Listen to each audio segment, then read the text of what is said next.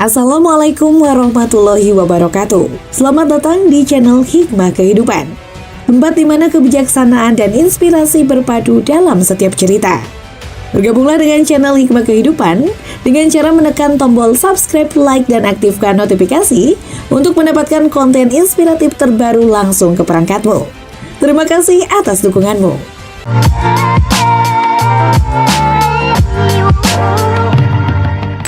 Dipaksa temui tamu oleh suami, pengantin wanita ini pilih sholat dan kejadian selanjutnya mengharukan.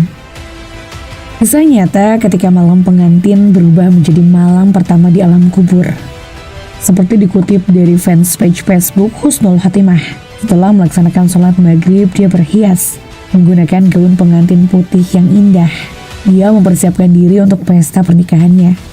Lalu dia mendengar azan Isya dan dia sadar kalau wudunya telah batal. Dia berkata pada ibunya, "Bu, saya mau berwudu dan sholat Isya." Ibunya terkejut. "Apa kamu sudah gila? Kamu telah menunggumu untuk melihatmu. Bagaimana dengan make upmu?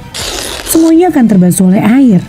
Lalu ibunya menambahkan, "Aku ibumu, dan ibu katakan jangan sholat sekarang. Demi Allah, jika kamu berwudu sekarang, ibu akan marah kepadamu." Anaknya menjawab, "Demi Allah, saya tidak akan pergi dari ruangan ini hingga saya sholat. Ibu harus tahu bahwa tidak ada kepatuhan kepada makhluk dalam kemaksiatan kepada pencipta." Ibunya berkata, "Apa yang akan dikatakan tamu-tamu kita tentangmu ketika kamu tampil dalam pesta pernikahanmu tanpa make up? Kamu tidak akan terlihat cantik di mata mereka, dan mereka akan mengolok-olok dirimu." Anaknya berkata dengan tersenyum, "Apakah ibu takut karena saya tidak akan terlihat cantik di mata makhluk? Bagaimana dengan penciptaku? Yang saya takuti adalah jika dengan sebab kehilangan sholat, saya tidak akan tampak cantik dalam pandangannya." Lalu dia berwudu dan seluruh make upnya terbasuh. Tapi dia tidak merasa bermasalah dengan itu. Lalu dia memulai sholatnya. Dan pada saat itu, dia bersujud. Dia tidak menyadari bahwa itu akan menjadi sujud terakhirnya. Pengantin wanita itu wafat dengan cara yang indah, bersujud di hadapan penciptanya. Ya, dia wafat dalam keadaan bersujud. Betapa akhir yang luar biasa bagi seorang muslimah yang teguh untuk mematuhi Tuhannya. Banyak orang tersentuh mendengarkan kisah ini. Dia telah menjadikan Allah dan ketaatan kepadanya sebagai prioritas pertama. Kisah nyata yang diceritakan oleh Syekh Abdul Muhsin Al-Ahmad ini terjadi di Abha, ibu kota provinsi Asir, Arab Saudi. Subhanallah, semoga kisah nyata ini bisa menjadi itibar bagi kita semua, bahwa hidup ini adalah mencari ridho Allah, bukan mencari ridho manusia. Amin. Meskipun kematian yaitu satu hal yang dirahasiakan oleh Allah, namun terlebih dulu kematian itu datang bakal ada tanda-tanda yang mungkin saja dapat kita ketahui. Berikut tanda-tandanya seperti dikutip dari eberita.org. 40 hari sebelum kematian. Tanda-tanda kematian ini bisa terlihat setelah masuk waktu asyar. Segi pusat dari tubuh kita bakal berdenyut. Itu tandanya bila daun yang terdaftar nama kita dari pohon yang ada di arasy Allah Subhanahu wa ta'ala sudah gugur. Setelah itu malaikat maut mengambil daun itu dan selekasnya bikin persiapan, salah satunya mulai mengawasi kita setiap waktu.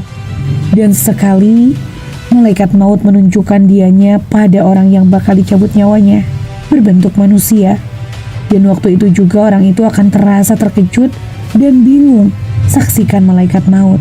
Walau malaikat maut wujudnya hanya satu, tetapi atas izin Allah Subhanahu wa ta'ala, dia bisa mencabut nyawa seorang kurun waktu yang berbarengan. 7 sebelum kematian. Sinyal ini terlihat setelah masuk saat asar. Tanda-tanda kematian ini hanya diberikan Allah Subhanahu wa ta'ala pada orang yang diuji Allah dengan sakit. Biasanya orang yang tengah sakit tak berselera makan, mendadak ingin makan. Ini yaitu isyarat dari Allah bila kematian memang benar-benar telah dekat. 3 hari sebelum kematian. Di suatu waktu akan merasa denyutan di dalam dahi kita, yaitu pada dahi kanan dan dahi kiri. Apabila tanda-tanda kematian ini dapat dirasa, jadi sebaiknya berpuasalah kita kemudian. supaya perut kita tak mempunyai kandungan banyak najis, dan ini akan memudahkan orang lain untuk memandikan jasad kita. Lalu juga mata hitam kita tak bercahaya lagi, dan untuk orang yang sakit, hidungnya perlahan-lahan akan masuk dalam. Ini dapat tampak jelas apabila dilihat dari segi tubuh kita. Telinga bakal layu dan berangsur-angsur masuk dalam. Apa kaki tegak berangsur-angsur lurus ke depan dan susah untuk ditegakkan lagi. Sehari sebelum kematian, tanda-tanda kematian ini bisa berjalan setelah waktu asar. Kita bakal rasakan denyutan di bagian ubun-ubun. Ini menyeratkan kita sudah tak pernah lagi saksikan waktu asar di keesokan harinya. Tanda terakhir, kita akan rasakan sejuk di bagian pusat, lalu turun ke pinggang, dan selalu naik ke sisi halkum.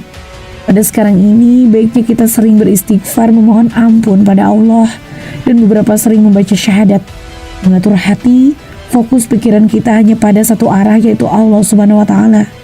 Dengan hal itu, semoga dengan sedikit pengetahuan mendekati kematian, kita punya kesiapan untuk menghadapinya. Nah, itulah akhir dari kisah ini. Terima kasih telah menyaksikan video ini di channel Hikmah Kehidupan.